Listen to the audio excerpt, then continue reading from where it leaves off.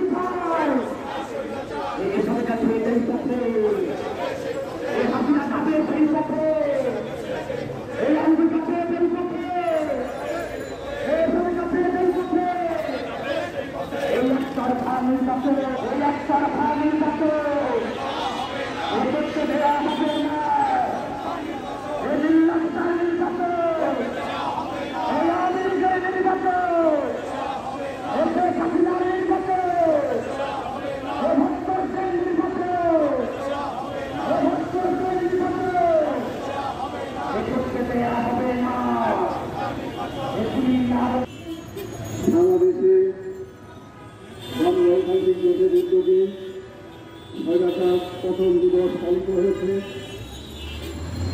এই কর্মসূচির সাথে যুবক কর্মসূচি যারা পালন করেছেন তাদের সকলকেই সংগ্রামী অভিনন্দন জানিয়ে আজকের কর্মসূচি এখানে শেষ করছি।